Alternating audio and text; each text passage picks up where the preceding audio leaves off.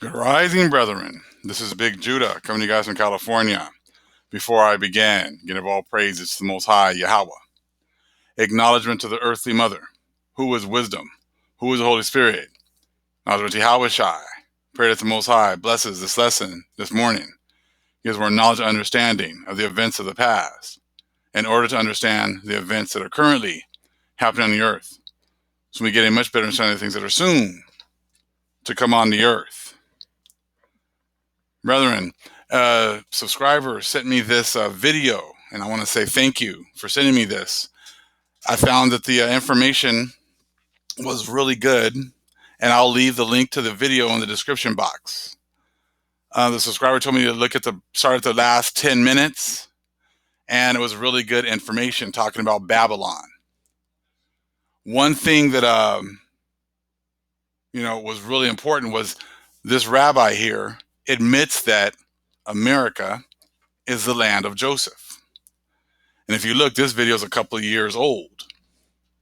See, these people they know the truth, and they've been hiding it the entire time. They've known it. They've known the whole time that these are the lands of Joseph, and everything revolves around the blessing that the Most High gave our people, and then He switched it and gave it to the other nations. Hold on. So this is prophecy, and the fact that they are admitting all these different things here at the end. And, they were not going to admit the stuff to us. We weren't going to be able to put two and two together until the Most High awakened us, gave us the Holy Spirit, and she led us to this understanding. Now, I understand through the scriptures, and if you start to read, that all of our blessings revolve around the land. Whoever possesses the land gets the blessings of the Most High. That goes back to Deuteronomy 28. Okay, when you actually read about the blessings, see, we've been concentrating on the curses in order to identify who we are. But now we need to look at the blessings, because there's a huge part of huge significance of the lands and the blessings. The Most High took the blessing from us, which was the land, and gave it to the other nations. And they've been using that to pretty much control the rest of the world through the blessings of our lands. And this guy actually admits that right here. That's why in Joel 2, we'll read a little bit of it. It talks about how the Most High talks about the land and the people, how He has pity for the land and the people. When you look at Deuteronomy 28, you look at all of the blessings that come from the land, having possession of the land. When you go into the book of More, it talks about how He kept the whole nation separate from us. As long as we follow the law, statutes, and commandments, the Most High would keep the other nations separate, because then we would be able to enjoy our blessings, and we would not be subject to captivity or anything else, because we would be in charge of the land. When the Most High took away the land, He took away the blessings, and therefore we were allowed to go into captivity, be subjugated to these other nations, and everything else, because we lost our land. Now, just listening real quick, we're going to listen to a little snippet here of what this guy has to say. But look at how important the land is, even to the United States today. Everything that they are, everything they're allowed to do, is all revolved around the land. Now, he's talking about how, you'll see how, he's talking about how Babylon is America. Yeah, and to a point it is. Okay? But to another point, it's the land of the Most High, the land that He gave to Joseph. So the whole thing about them destroying the land of Joseph, why would the Most High destroy the land that He already gave to Joseph as an inheritance forever? He's going to cleanse it, but see, they don't talk about the cleansing part of it. It's either it's destroyed or it's enjoyed by the Gentiles. That seems to be what it is. It's okay for it to be destroyed, used by the Gentiles, but then when the Gentiles it's going to be taken away from them, it's just going to be destroyed. Let's take a look here. Faint, and you fear for the rumor that will be heard in the land. He says a rumor will come in 1 year, and after that, in another year a rumor will come, and violence in the land, ruler against ruler. So again, we have more than one seat of authority, more than one house trying to take hold of the Laman. And what we see in these end times is the four horses fighting. So we have Team Black White, you might call the Genesis 35 alliance, the Judah Joseph, the military industrial complex. And then you also have Team Red Green, which is Esau and Ishmael. So Ishmael doesn't really care for Esau, but he's using him, and everyone effectively in the end is against the white horse. Okay, so it's talking about everyone fighting against each other, everyone turning against each other, and we know that's actually definitely going to happen. It's already starting to happen. Okay, so that goes with prophecy. That cool. Now check this part out. You don't hear about these Jewish people talking about this. You don't hear Christians talking about this. This is kind of stuff that's hush hush that they don't talk about. Here we go.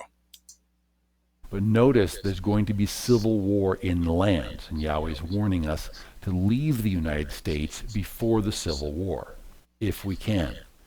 And a lot of people will say, well, I would leave the United States, but the economy is so much better here. The economy is so much more difficult in these other nations.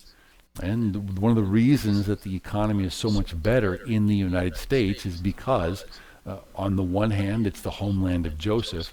On the other hand, it's the land of Babylon. It's a military economic empire, and it maintains a certain flow of goods and luxuries to itself through the subjugation of other nations worldwide. Okay, that's huge right there. So this guy's admitting that America, and I said I don't believe it's just America. I believe, like I said, it's also probably Central America, right down in South America, as well. So these lands right here would definitely be, like I said, a blessed land. And the people who have these lands in their possession maintain a certain amount of economic power, which then feeds into the military power, and the things that they can actually do with the goods and services that they actually get from the land. Now let's read that real quick. Let's go to Deuteronomy 28, 7 and 8. Let's go there real quick. Deuteronomy 28, 7 and 8. This is all part of the blessings. This is the blessings that the Most High gave to the Gentiles, okay? The Lord shall cause thine enemies to rise up against thee, to be smitten before thy face. So America, has been a powerhouse. They've been a military powerhouse since they came over here and took over the lands and got the blessing, okay? They shall come against thee one way, and shall flee before thee 7 ways. This is why these Gentiles over here, these Edomites and these Gentiles over here, have been so proud. Because they've had such a, they're so quick to want to go get their guns and go blow stuff up. I said because they've had the blessing. They were given the blessing. All right, and that was all part of the blessings here in Deuteronomy 28. Let's go to 8. The Lord shall command the blessing upon thee in thy storehouses, and in all that thou settest thine hand unto. And he shall bless thee in the land which the Lord thy God giveth thee. So they took our land, they took our labor, and it became an economic powerhouse. That's all part of the blessings. See, they don't admit that. They don't tell the world that. They try to make it sound like it's all they're doing because they're very prideful. And now the Most High is taking away those blessings that he had already given them. So they're admitting, they're talking about a civil war, and talk about he actually later on talks about running to South America. See, these people know they're talking about running all these different places. When they got here and got the blessings, but now they want to run because they understand about the cleansing of the land, Numbers 35 and 33. So they don't want to have any part of that. So therefore, they run, they hide. They go under, they go to their bunkers because they are totally aware of the cleansing of the land that the Most High is about to do. And they don't want any part of that. And they didn't run. Well, we'll talk about this in another video. Okay. So leave it at that for that point right there. So when I read yesterday in Jacob 5 about the cleansing of the land as well, and then how as we begin to grow, the Most High takes he cleanses the branches that produce bad fruit. Okay, so right here, Jacob 5. Let's look at part of 64.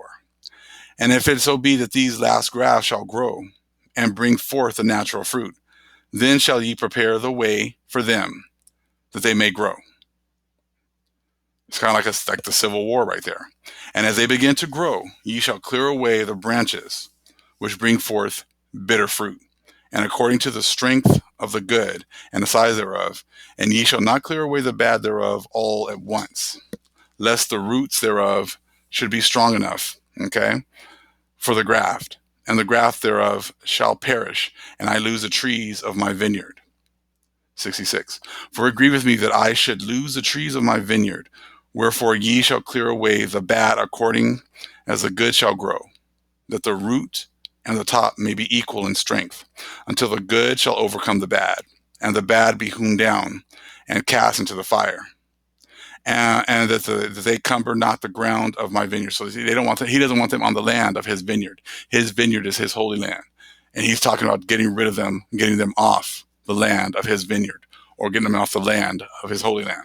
And this guy right here is talking about running before the Civil War begins, because they all understand that there's going to have to be a payment. I said, for what was done to the Most High's chosen people and to the land. Hold on real quick. So yeah, I said that's what's going on right there. And these guys admitted right here. They took over the lands of Joseph, and that's what's given them their power to do all the things that they're doing today here in America. They're taking definite resources from all over the place, and that's what given the economic power that they've had. Spanish did the same thing to the Southern Kingdom. I said, so same with their lands down in Central America, South America.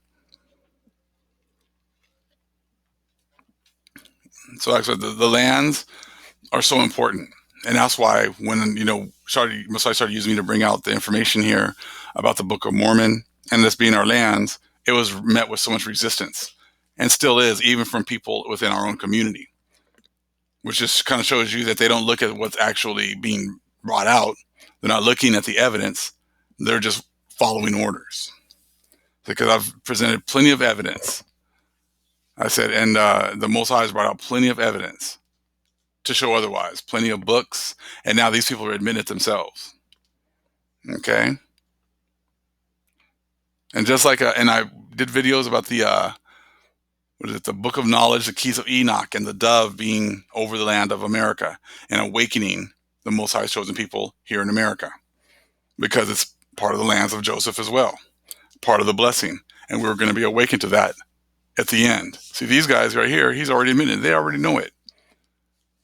They know that there's lands for all 12 tribes, and it's not some little itty-bitty little strip in the desert over there in the 3 parts.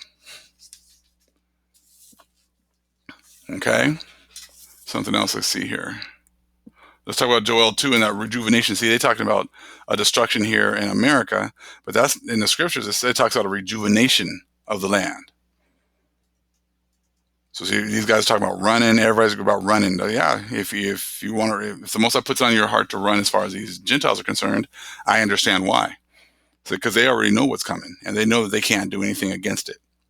Joel 2 and 21. Fear not, O land. Be glad and rejoice. For the Lord will do great things. Be not afraid, ye beasts of the field, for the pastures of the wilderness do spring for thee. Beareth her fruit, the fig tree, and the vine do yield their strength. So the Most High is talking about rejuvenating the land. Okay? 23. Be glad then, ye children of Zion, and rejoice in the Lord your God, for he hath given you the former rain moderately, and he will cause to come down for you the rain, the former rain, and the latter rain in the first month. And the floor shall be full of wheat, and the vats shall overflow with wine and oil. And I will restore to you the years that the locust hath eaten, the cankerworm and the caterpillar, and the palmer worm, my great army which I sent among you. Okay? So Moses is talking about rejuvenating his people. This guy right here, like I said, yeah, the main thing that I got that I thought was important was that part right there, talking about how the economy is still better here, which, yeah, before CV was unleashed, they were still able to just continue with everything as normal. I said, but now the Most High is unleashing these plagues, which is now throwing a monkey wrench into absolutely everything. But that was all part of the blessing. That fits what he just said, fits the blessing in Deuteronomy 28, 7 and 8 perfectly. And that's why, these prophecies, you can't, if you're only in 80 books and you're only talking about the land over there, they don't fit. They don't work. Let's get another one real fast. Hosea 1 and 9 and 10. Then said the Most High, call his name Loami, for ye are not my people, and I will not be your God. So we had a whole bunch of tribes over here that were the Most High's chosen people. And then the Most High sent these Gentiles over here to subjugate them. So at that point, they were not the people of the Most High anymore. The blessings were taken from the Most High's chosen people. The funds, the money, the status, everything, and it was transferred to the Gentiles. So 10, yet the number of the children of Israel shall be as the sand of the sea, which cannot be measured nor numbered.